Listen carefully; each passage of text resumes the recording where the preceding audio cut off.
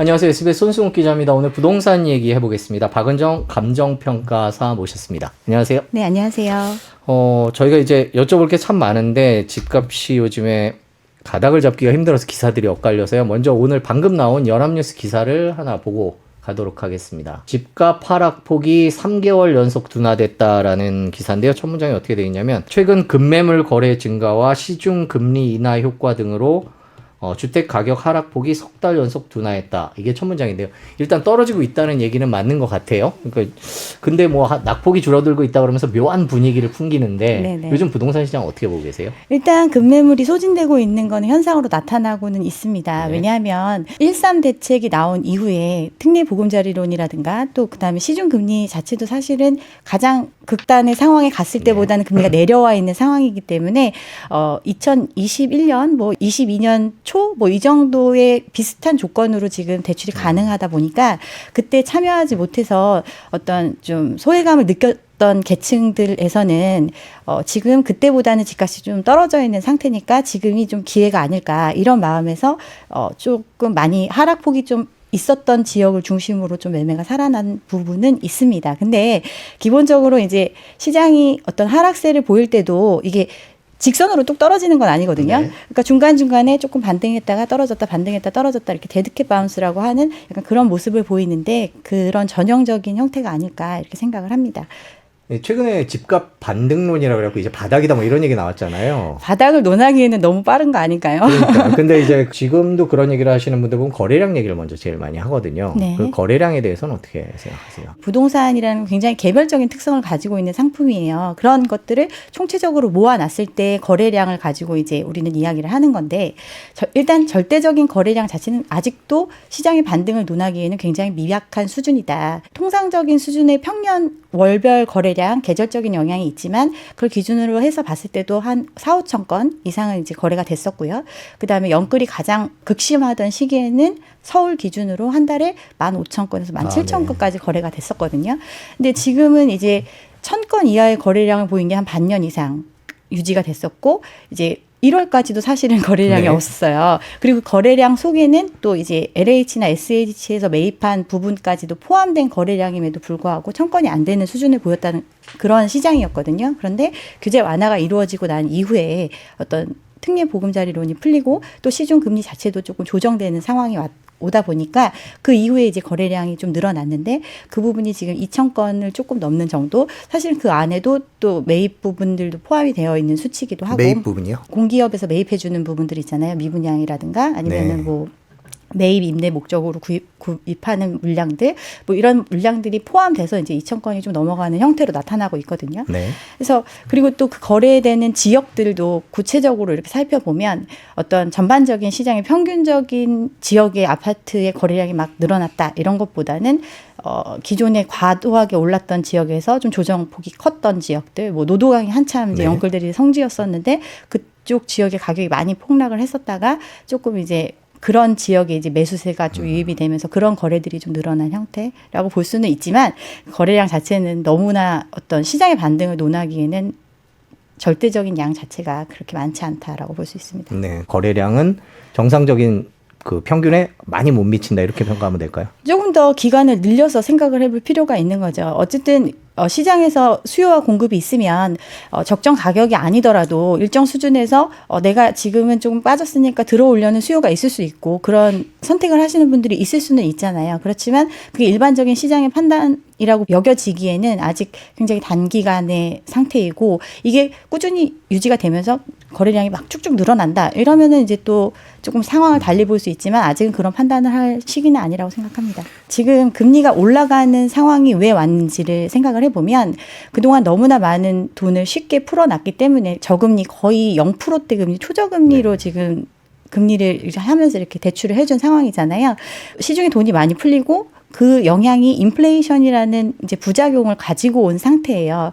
이런 시장 상황에서 인플레이션이 왔을 때는 실질적으로 자산 가치의 상승도 일어날 수는 있지만 지금은 어떤 자산 가치가 과도하게 풀린 유동성으로 심하게 금융 불균형 상태로 굉장히 괴리가 되어 있는 상태에서 인플레이션이 온 거예요. 그러면 이제 자산의 인플레이션보다는 이제 생필품의 인플레이션, 임금의 인플레이션까지 최종적인 단계로 가는, 정말 인플레이션이 고착화될 수 있는 단계로 가는 거거든요. 그런 상황이 왔을 때는 자산이 올라가고 내려가는 건 사실 일반적인 사람들한테는 큰 영향이 없어요. 근데 일반적인 서민들이 살아가는데 실질적으로 물가가 올라가고 있다라고 체감하는 게 이제 오는 상황이 왔고 그 상황이 장기화될 것으로 보여지고 지금 상황을 유지하다 보면 그 속도가 굉장히 빨라질 거로 지금 여겨지기 때문에 긴축으로 들어간 거거든요. 네. 그러니까 이 시장의 전반적인 상황이 이렇고 그러면 그 얘기는 풀린 인플레이션, 풀린 돈이 많기 때문에 인플레이션이 왔고 그럼 풀린 돈을 회수하는 과정을 거쳐야 인플레이션을 잡을 수 있다. 이게 기본 명제거든요. 근데 지금 이제 우리나라 같은 경우는 반대의 상황으로 갔어요. 지금 금리 인상을 멈출 수 있는 거는 오히려 더 안 좋은 거거든요. 인플레이션을 하면서 경기가 이걸 받아줄 수 있는 상황이라면 계속 긴축으로 갈 수 있지만 그렇지 않은 상황이 왔을 때는 금리 인상을 멈출 수밖에 없는 거거든요. 그 얘기는 더 심각한 경기 침체가 예정되어 있다. 이런 상황이고 우리나라 같은 경우는 이런 어떤 전반적인 글로벌 상황하고는 역행되는 지금 조치를 하고 있거든요. 그 이유는 그만큼 경제적으로 우리나라 경기가 그만큼 안 좋은 상황이고 지금 금리를 이렇게 낮춰주고 눌러주고 있음에도 불구하고 연체율이 증가하고 사람들이 지금 이렇게 눌러놓은 금리도 견뎌내기 힘든 정도의 상황이라는 거거든요. 굉장히 심각한 거죠. 근데 이 상황 어떤 일시적인 정부가 부채를 막 내가면서 정책 자금을 풀어주고 또 부족한 부분은 이제 정부가 어쨌든 돈을 내면서 이걸 유지하는 거잖아요. 그런 일시적인 상황을 그럼 정부가 계속해서 유지해 줄 수 있느냐를 생각을 해야 되거든요. 근데 정부가 화수분이 아니기 때문에 이 정책의 영향이 한시적으로밖에 이어질 수밖에 없고 또 그 상황이 그럼 단기적인 상황에서 이런 선택을 했을 때 그 이후에 후폭풍이나 이런 부분을 감당할 수 있느냐 이런 부분을 우리는 생각을 해봐야 되는데 당장 이제 금리가 좀 낮아졌다 이런 것 때문에 이제 판단을 하시는 분들도 좀 있긴 해가지고 저는 좀 안타깝게 생각을 합니다. 그렇군요. 평가사님께서는 네. 부동산 시장 집값을 전망할 때 또 어떤 다른 요소들을 중요하게 보세요? 저는 이제 부동산 시장에서 영향을 미치는 요소들은 부동산도 이제 일반적인 재화와 일단 기본적인 맥락은 같이 하거든요. 그래서 수요와 공급적인 측면을 고려를 해야 되고 그 다음에는 다른 어떤 재화보다 심리적인 요인이 많이 영향을 미치는 그런 시장이라고 볼 수 있어요. 근데 이제 부동산 시장의 어떤 정보도 굉장히 폐쇄적이고 어떤 거래에 있어서도 굉장히 개별적인 특성을 가지고 있는 게 부동산이거든요.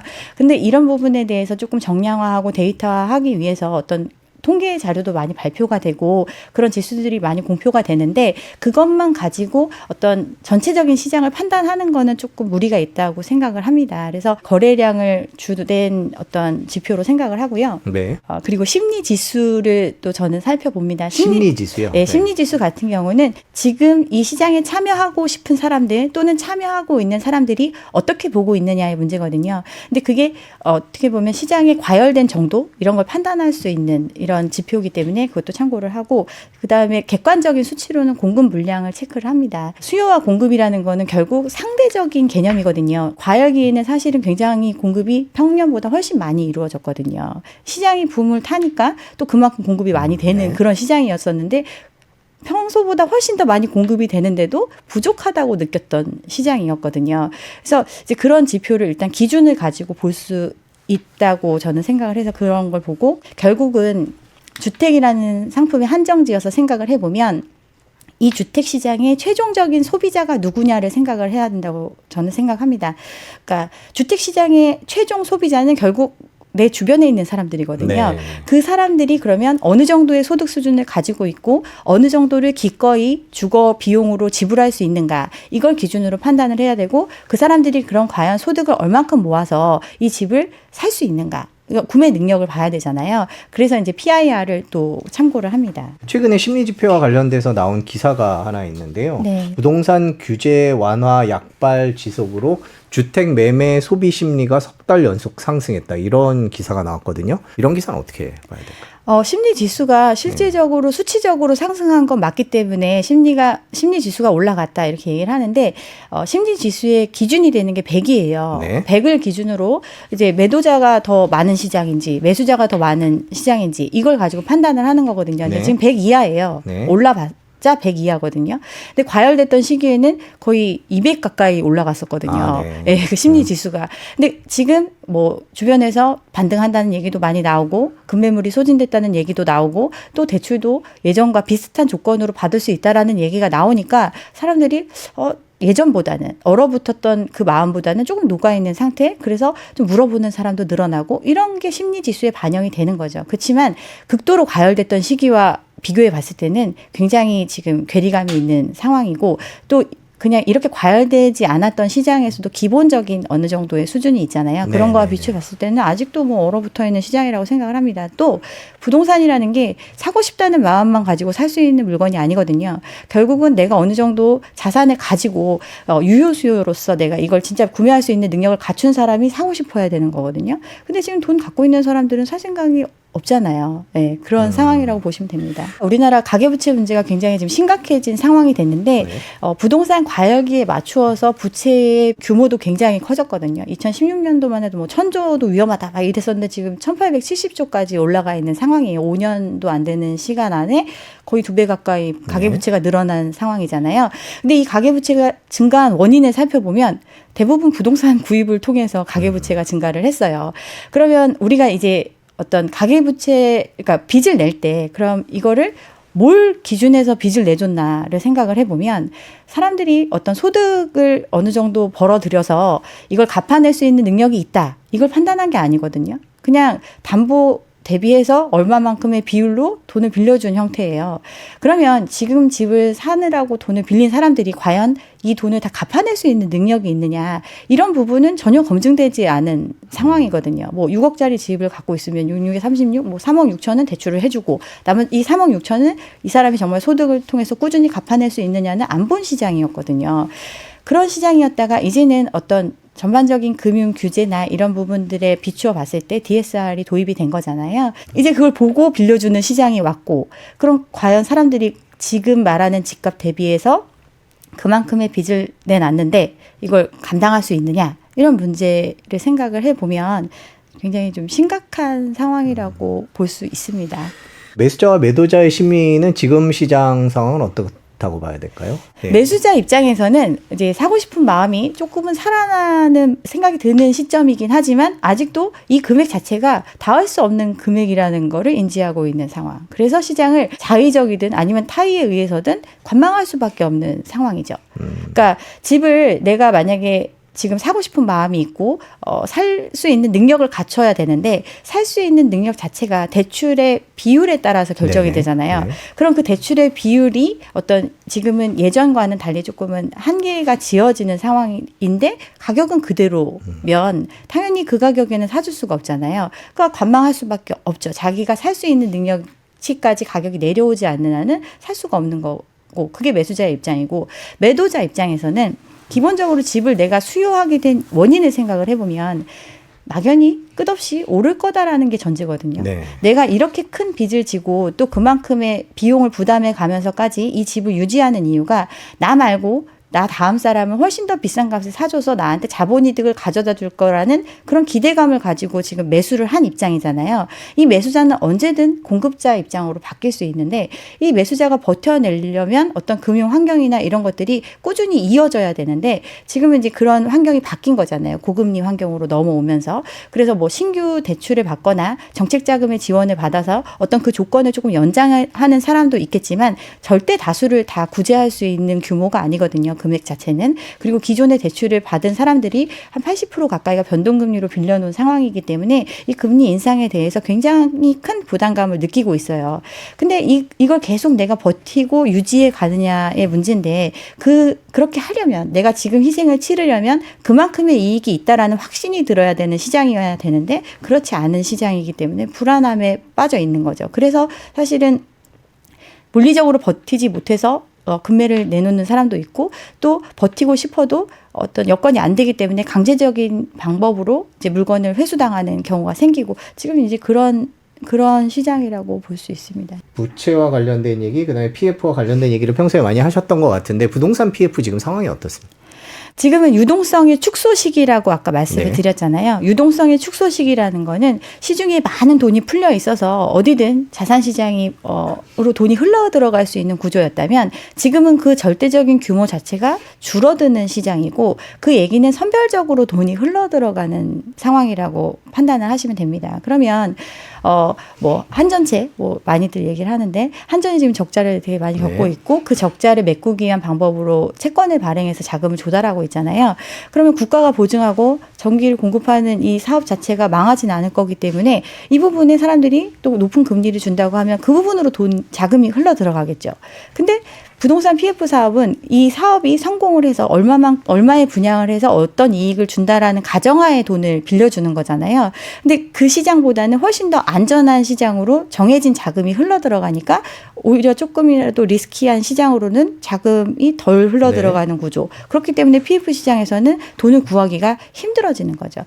그리고 부동산 PF가 이렇게 활성화될 수 있었던 원인이 부동산 시장 자체가 과열이 되면서 땅 매입 자체도 굉장히 비싼 값에 매입을 하고 나중에 분양할 때도 지금 말하는 시장에서 말하는 가격보다는 훨씬 더 비싼 값에 나는 팔 수 있어. 이런 전제로 사업을 다 끌어왔던 네. 거거든요. 근데 시장이 그렇지 않은 상황이 됐고 최종적인 소비자, 부동산을 만들어내서 그 물건을 사줄 사람들, 가게가 지금 빚더미에 있는 상황에서 추가적으로 그들이 생각하는 그 높은 가격에 사준다. 이런 그러니까 그런 조건이 이루어질 가능성이 낮으니까 네. 사람들이 거기다 돈을 안 빌려주는 거죠. 그러니까 돈을 구하기가 힘들어지는 시장이고 그게 이제 채권 시장에서도 되게 이렇게 안전한 쪽, 조금 불안한 쪽 이렇게 나눴을 때 불안한 쪽에 가까운 게 PF 시장이고 그래서 이제 PF 시장, 뭐 둔촌주공 같은 경우는 서울에서 웬만한 사람들 다 좋다고 생각하는 그런 사업장이었잖아요. 근데 그런 사업장조차 돈을 못 빌리는 상황이 네. 오고 그게 굉장히 뭐 이번에 한 번에서 그치는 게 아니라 그런 사업장들이 수많은 사업장들이 있는 150조 정도 되죠. PF 네. 지금 규모가. 근데 그런 시장에 다 돈을 필요로 하는데 과연 시장에서 그 돈을 다 빌려주고 이렇게 메꿔줄 수 있는 만큼의 유동성이 있느냐 이런 것도 생각해 보시면 뭐 자명한 거죠. 어떤 PF 시장의 위기 상황은. 그래서 이런 상황을 예상하고 있기 때문에 정부에서 이제 선제적으로 PF 시장이 무너지면 사실은 PF 시장이라는 게 돈을 이제 증권사나 뭐 건설사가 일단 지급 보증을 하고 이제 대주를 모아서 자금을 빌려주는 형태거든요. 그러면 이게 금융기관과 건설사가 다 엮여 있는 구조거든요.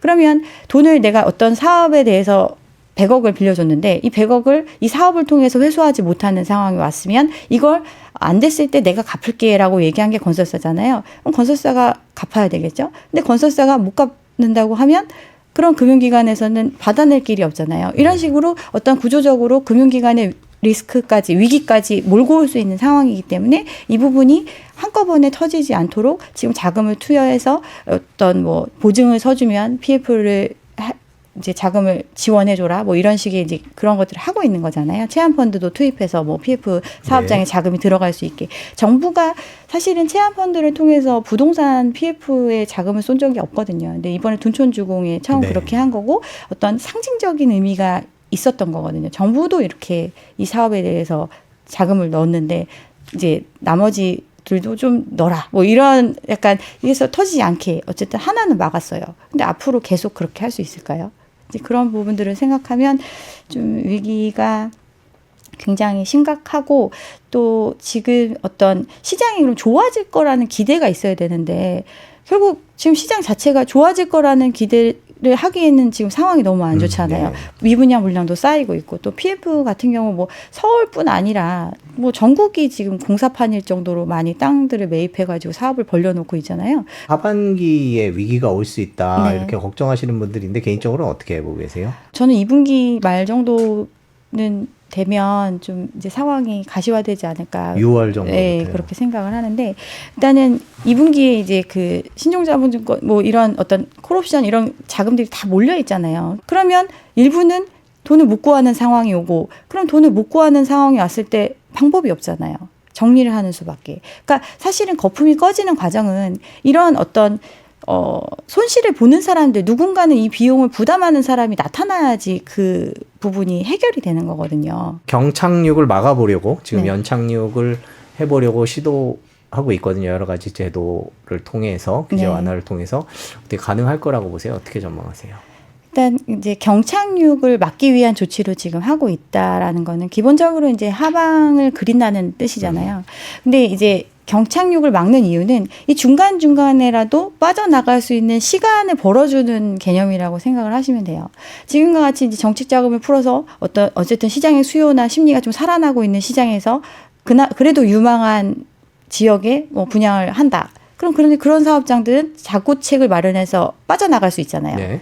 그런 식으로. 근데 뭐 지금은 뭐 예전에 평당 4천만 원 하던 게 뭐 3,500에 나왔다. 그러면 이제 사람들이 이런 건 내가 사도 된다라고 생각해서 들어와서 시장에서 수요를 해주고 어떤 소화가 되면 그 사업장 같은 경우는 어느 정도 해결이 될 수 있는 건데 네. 만약에 경착륙이 되면 4천만 원 하던 게 주변이 다 2천만 원 하는데 이 원가적으로 내지는 이 사업 구조 자체가 3천은 받아야지 살아남을 수 있는 구조다. 이러면은 살아남을 수가 없잖아요. 아예 지금 시장 상황이 이렇게 경착륙을 해버리면. 그래서 이런 부분들을 고려해서 약간 그 속도나 어떤 시간 너무나 급격하게 떨어지는 걸 막기 위한 조치로 이런 걸 하는 거라고 생각을 할 수 있는데 근본적인 문제는 결국 이걸 다 받아줄 수요가 없는 시장이기 때문에 경착륙은 피할 수 없는 현상이지 않을까 이렇게 생각을 합니다. 그럼 올 하반기 집값은 어떻게 전망하세요? 실거래가는 굉장히 이제 개별적인 거래잖아요. 네. 그리고 실거래가에 대한 신뢰도 문제도 굉장히 어떻게 보면 우리가 짚고 넘어가야 할 문제거든요.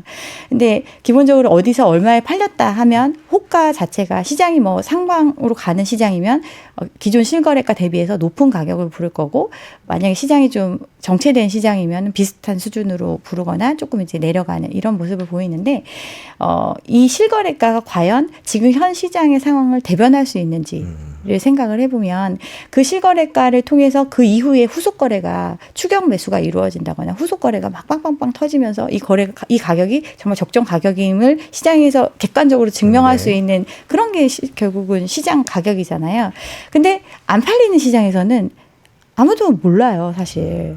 안 팔리는 시장에서는 뭐 어떤 단지 같은 경우는 뭐 1년 동안 한 채도 거래가 안 되는 시장인데 주변에 이제 얼마에 팔렸다고 하니까 거기 대비해서 우리가 나쁜 게 뭐가 있어 또는 우리가 그거보단 조금 안 좋으니까 뭐 몇천 싸다 뭐 이렇게 생각하면서 개념적으로 갖고 있는 게 가격이지 실질적으로 그 가격이 정말 시장에서 통용될 수 있는 가격이냐 이런 부분을 생각해 보면 굉장히 어려운 문제거든요. 그래서 우리가 예전에 과거에 침체기를 겪을 때도 주택 가격의 하락률은 그렇게 크지는 않았어요. 이유는 실제로 내가 사용하고 있는 사람들이 대다수인 경우잖아요. 그러니까 내가 자가로 살면서 내가 사용하고 있는 물건이기 때문에 이거에 대한 가격 자체를 낮추지는 않으니까 그 가격을 기초로 어떤 지수나 이런 것들이 산정되다 보니까 굉장히 이렇게 완만히 떨어지는 모습 이렇게 여겨졌지만 실질적으로 거래되는 거 이 시장에서 소화될 수 있는 가격은 뭐 경매를 통해서 낙찰되는 가격이라든가 사실은 그 가격이 아니면 누가 섣불리 사주지 않는 시장 완전히 얼어붙은 시장이기 때문에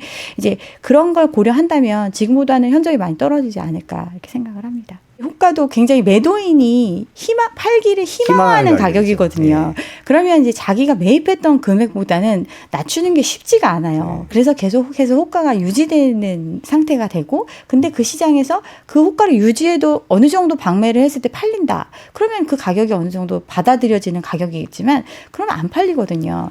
지금 소화되는 것도 급매물만 소화되잖아요. 뭐 예를 들면 뭐 여기 단지 시세가 15억이라고 하지만 실제 거래된 거는 10억짜리만 거래되고 이런 거잖아요. 근데 거기 갖고 계신 분들은 15억이라고 생각하고 네. 10억은 그냥 사정이 있을 거야 이렇게 생각을 하잖아요. 근데 실질적으로는 그 15억에 소화해 줄 수 있는 수요가 있는 시장은 아니라는 거죠. 내 집 마련을 하려고 하면서 그런 판단을 하시는 분들은 어떤 가격을 보는 게 맞을까요? 시장이 정상적인 시장, 정말 투기 수요가 완전히 사라진 시장의 가격을 생각을 하면 2013년, 14년도 뭐 이 정도 굉장히 오랜 기간 동안 동일한 수준을 유지했던 그 시기가 있거든요. 네. 그런 시기에는 전세가도 그렇고 매매가도 그렇고 굉장히 안정된 또는 전세가는 조금 더 올라가는 형태 그 정도의 가격을 기준 삼고 그때보다 그 과거 시점이니까 그때보다 조금 더 이제 어떤 소득 수준의 향상이라든가 내가 생각하는 네. 물가에 대한 그 개념이 있잖아요. 그런 것들을 감안했을 때 거기서 몇 프로 정도 업이 되는 정도가 정상 가격이다. 이런 판단 기준을 가지실 필요가 있다고 생각을 합니다. 그렇군요.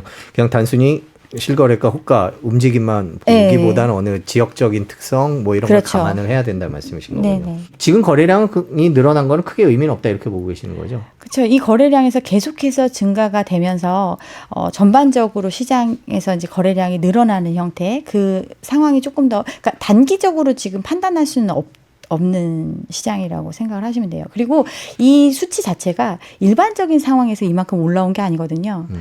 정책 자금을 풀어주고 모든 규제를 풀어줘서 지금 이 정도의 거래량을 보이는 거면 사실은 이런 혜택을 줬는데도 이거밖에 안 돼라는 판단을 하실 수도 있는 네네네네. 거거든요. 네. 그렇군요. 2030들이 이제 부동산에 대해 갖고 있는 생각 자체가 부동산은 나한테 어떤 나의 자산을 지키는데 또는 나의 자산을 증식시키는데 도움이 되고 있어 라는 걸 이제 경험하신 분들은 그때와 비슷한 조건으로 그때보다는 좀 떨어진 가격으로 살 수 있다라는 생각을 가지니까 이제 유입이 될 수 있겠죠. 특히나 생애 최초 주택 마련에 대한 혜택이 굉장히 많잖아요. 이제 그런 부분들을 활용하면 언젠가는 집값이 오를 거다. 우리나라 부동산 시장은 한 번도 꺼진 적이 없다. 이런 믿음이 있으신 분들은 매수에 참여할 수도 있겠죠. 근데 이 정책 자체가 어떻게 보면 새로운 희생자를 또 끌어들이는 시장이라고 생각을 하시면 될 것 같습니다. 어떻게 보면 경착륙을 막는다는 거는 가게를 위해서 경착륙을 막는 게 아니에요. 이미 집을 산 사람들은 그러니까 소비를 한 거예요. 그 사람들이 나중에 뭐 자본이득을 얻기 위해서 또 팔 수도 있겠지만 기본적으로는 집을 사고 끝난 거거든요. 그 집을 만들어 파는 사람들은 이미 물건을 팔고 끝난 거예요. 근데 지금 신규 수요로 이제 들어와가지고 이렇게 새로운 사람들이 들어와서 사라. 이런 사람들이 사줌으로써 가격이 떨어지는 속도를 좀 늦출 수 있는 환경이 됐잖아요. 그럼 이 사람들은 과연 이 가격이 적정 가격을 계속 유지해 주면서 자기가 이 정상적인 생활을 유지해 가면서 이 정도의 빚을 감당하면서 살아갈 수 있느냐. 이런 부분을 생각해 보면 과거보다는 절대적인 금액 자체로도 너무나 큰 빚을 지게 만드는 구조다. 지금 집 살 때가 아닌 거죠. 왜 그런가요? 아니죠. 상식에 비추어 생각을 해도 지금 집값 자체가 굉장히 높은 수준이잖아요. 객관적인 상황을 생각을 해보셔야 되는데 불과 2017년 정도만 해도 잠실의 집값이 33평형 기준으로 10억이었어요. 10억이 안 됐거든요. 근데 지금 뭐 30억이 네. 당연하다고 여겨지는 시장이 됐잖아요. 한 5년 만에. 이 상식에 비춰봤을 때 과거에 그 10억이라는 집값을 유지하기까지도 굉장히 오랜 시간이 흘러서 10억에 다다른 건데 지금 10억에서 30억이 되는 데는 5년도 안 걸렸어요. 네. 이 상황을 봤을 때 그럼 이 5년 동안에 우리가 우리나라 사람들이 엄청나게 막 자산이 늘어났느냐, 아니면 소득이 늘어났느냐, 이런 걸 생각해 봤을 때, 그거는 아니잖아요. 돈이 많이 풀려서 사실은 자산 가격이 이만큼 상승을 한 건데, 10수년간 유지되어 왔던 차분히 올라왔던 가격과 5년 동안의 특수한 상황에서 풀린 유동성을 기초해서 형성된 가격과 이 사이의 괴리가 굉장히 크다면, 정상적인 상황으로 어느 정도 내려오는 시간이 필요하고, 그 과정을 아직 거치지 않은 단계인데, 지금 사람들은 조금 뭐 거래량이 살아난다, 네. 뭐 또는 뭐 금리가 좀 이제 더 이상 안 오를 거다, 뭐 이건 사실은 그냥 기대거든요. 그런 거에 비추어서 지금 조금 예전보다 뭐 몇 억 빠졌으니까 과거에 낮은 가격, 어떤 거품이 끼기 전에 시작했던 가격도 고려를 해야 되는데 그걸 고려 안 하고 이 위의 가격에서만 생각을 하는 지금 그런 시장이니까 조금 더 관망하실 필요가 있다. 저는 그렇게 생각합니다. 그럼 어느 시기 정도의 가격이면 그 평가를 하시니까 항상 이 가치를 평가하시는 일을 하시니까 네, 이제 뭐 지역별로 다르기는 하겠지만 대체적으로 어느 정도 가격이다라고 보십니까? 시장 상황에 비추어 봤을 때는 저는 이제 2017년 이전의 금액을 기준으로 삼고 있습니다. 부동산 시장 질서 교란에 관한 그 연구 보고서가 발표된 적이 있어요. 네. 형사정책연구원에서 발표한 100페이지 넘는 분량의 그런 이제 보고서가 있는데 거기에 보면 이 과열됐던 부동산 시장 그 기간에 얼마나 많은 부동산을 위한 어떤 마케팅 네. 또는 뭐 약간은 편법적인 이런 행동들이 있었는지를 이렇게 볼 수 있거든요. 거기 다 이렇게 기술이 어떤 형태로 이제 가격을 띄우고 어떤 형태로 이제 가격을 내리고, 그러니까 내리는 건 아니고 어떤 형태로 이렇게 올리고 뭐 이런 것들이 있는데 거기서 제시한 끝맺음 말로 제시한 건 2015년의 가격이라도 지키기 위해서는 지금이라도 이런 부분을 바로잡아야 한다 이런 얘기를 하셨거든요. 그러니까 뭐 이제 그거는 이제 개별적으로 어떤 판단하시겠지만 그런 기준을 가지실 필요는 있을 것 같습니다. 저는 2017년 정도로 생각을 합니다. 17년요? 네네. 2017년 초반. 2010년 초반을 네. 말씀하신 특별한 이유가 있나요? 그때부터 이제 오르기 시작했던 건가요? 그 전부터 조금 오르기 시작을 네. 했는데 사실은 뭐 그래도 이제 시장 상황이나 어떤 소득도 많이 올라온 부분도 있기 때문에 저는 네. 이제 그 정도 기준을 가지고 생각을 하고 있습니다. 네. 강남의 부동산은 떨어지지 않는다 또는 굉장히 수요할 사람이 많아서 나는 지금 부자가 아니지만 뭐 이 정도의 가격에도 충분히 사줄 사람들이 있다라는 믿음이 있어요, 사람들이.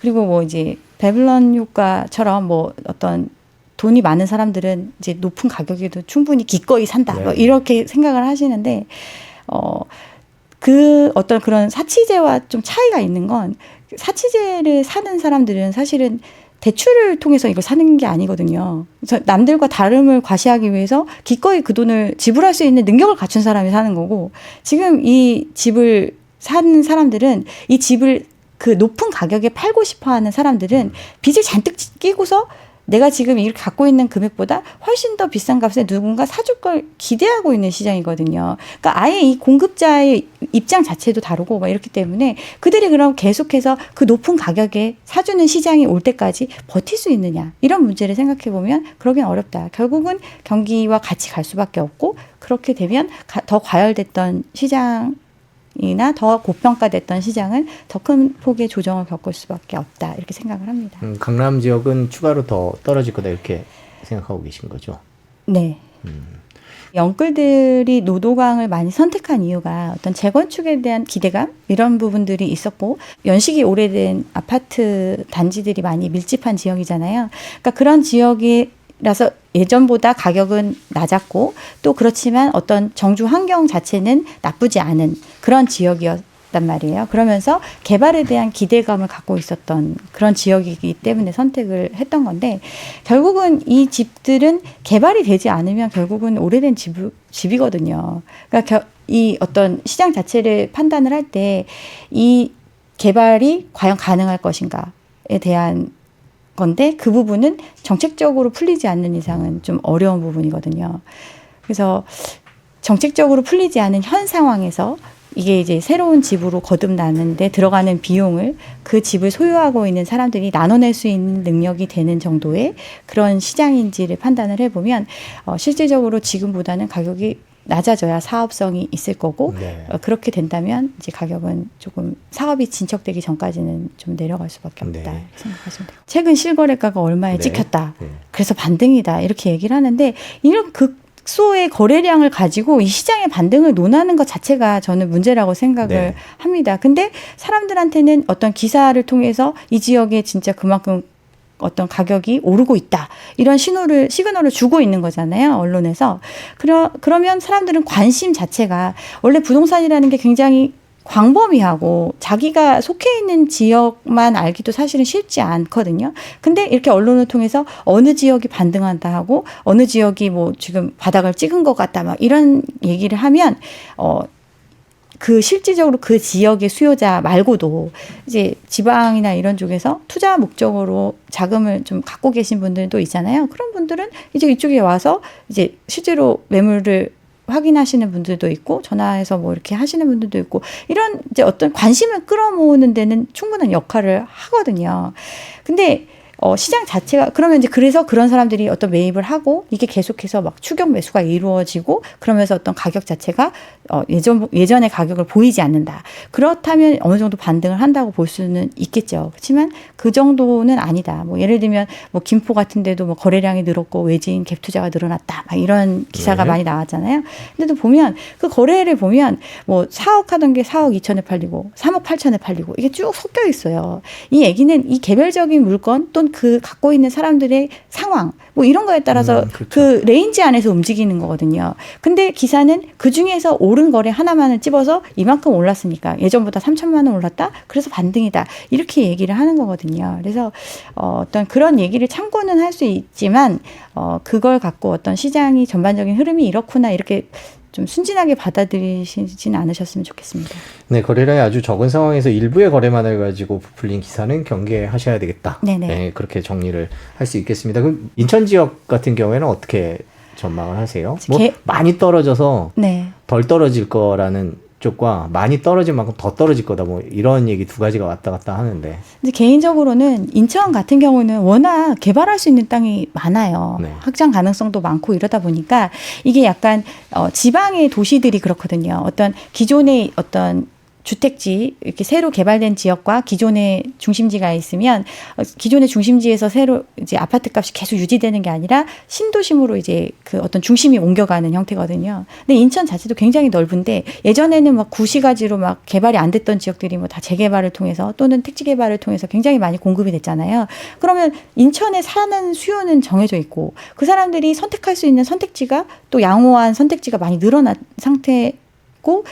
그런 인천으로 많은 사람들이 또 새로운 수요가 유입이 돼가지고 어떤 시장을 채워주면 가격이 더 올라갈 수는 있겠죠. 그렇지만 그러기에는 너무나 공급이 많다. 주변에 대체지가 너무 많다. 저는 개인적으로 그렇게 생각합니다. 마지막으로 좀 여쭙고 싶은 게 내 집 마련 생각하시는 분들은 바닥이 어디쯤인가 그게 제일 궁금하실 텐데 어떤 기준을 갖고 찾을 수 있을까요? 지금 이제 부동산 시장에 대한 관심이 굉장히 적어지는 시기가 오면 그만큼 어떤 투기 수요, 어떤 자산을 내가 실제로 수요하는 사람 말고 그 투기적인 수요가 배제된 시장이 된 거거든요. 그래서 주위에서 집 얘기 안 하는 시기, 네. 그런 시기가 와야 되고 그런 시기가 오면 사실은 정부 입장에서도 굉장히 세수가 많이 줄어드는 상황이 되기 때문에 부동산을 부양하기 위한 각종 정책을 내놓거든요. 근데 그중에 가장 큰 정책이 바로 어떤 나중에 시세 차익에 대한 그 기대감이 없는 시장이라면 양도세를 면제해주는 시장, 뭐 정말 최종적인 어떤 완화의 끝이거든요. 그런 신호가 나왔음에도 어떤 거래량이 살아나지 않고 어떤 뭐 가격 자체도 막 크게 변동되지 않으면서 이런 시장 좀 안정된 시장에서 주택을 매입하는 게 가장 바닥에서 매입하는 게 아닐까 이렇게 생각을 하고, 근데 무엇보다도 결국은 집이라는 게 내가 이제 집을 통해서 자본 이득을 얻을 수 있으면 더할 나위 없이 좋겠지만 그 자산 가치를 유지하거나 또는 잃게 되더라도 내가 그 자산으로 인해서 삶이 힘들어지지 않을 수 있는 그런 상황에서 집을 사야 된다고 생각을 하거든요. 결국은 자기의 어떤 자산 상태 그리고 자기가 감당할 수 있는 능력 범위 안에서 대출을 활용하고 그 정도 금액에서 이제 집을 산다면 그 금액이 높은 금액이든 낮은 금액이든 큰 문제는 없을 거라고 생각을 합니다. 그래서 아직도 시장에 대한 관심이 식지 않은 상황이거든요. 금리가 오른다 내린다, 뭐 연준이 금리 올리는 걸 멈춘다, 뭐 이런 것만으로도 자산 시장이 막 출렁이잖아요. 네. 그만큼 투기적인 수요가 여전히 존재하는 자산에 대한 그 기대감이 아직도 큰 시장이거든요. 이런 시장에서 굳이 특히나 집 같은 경우는 뭐 외국 자본이 와서 사주고 뭐 이런 문제가 아니잖아요. 결국은 나 아니면 내 옆에 사람이 사주는 이런 시장에 지금과 같이 많은 사람들이 관심 갖고 있을 때 무리를 해서 매입을 해야 되는지 이런 부분들을 좀 생각해 보실 필요가 있는 것 같아요. 저는 부동산은 굉장히 개별적이기 때문에 어떤 뭐 시장의 흐름도 중요하지만 그 시장 안에서 자기가 관심 갖고 있는 지역에서 또 개별적인 상황에 따라서 굉장히 가격이 낮게 나오는 경우도 있고 뭐 이런 상황이 있잖아요. 그런 것들을 좀 꾸준히 관심을 가지시는 것도 좋을 것 같습니다. 네, 지금까지 우리나라 부동산 상황이 어떤지 살펴봤습니다. 뭐 저희가 두서없이 쭉 짚어봤는데요. 그래도 네. 시장 상황이 어떤지 이해하는데 보탬이 되셨으면 좋겠습니다. 오늘 긴 시간 시청해 주셔서 감사합니다. 감사합니다.